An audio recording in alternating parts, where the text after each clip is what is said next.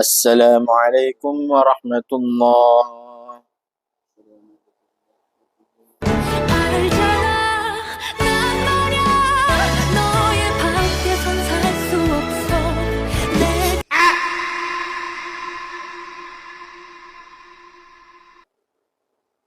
Bissalam wa adkhilnal jannata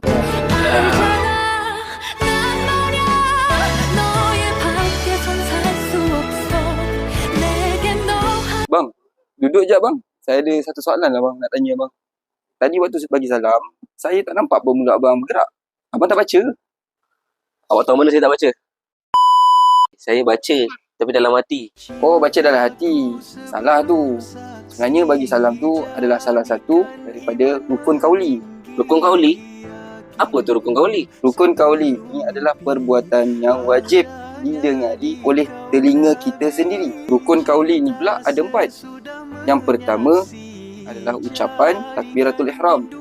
Dan yang kedua pula bacaan al-Fatihah. Dan yang ketiga bacaan tahiyat akhir. Dan yang keempat ucapan memberi salam.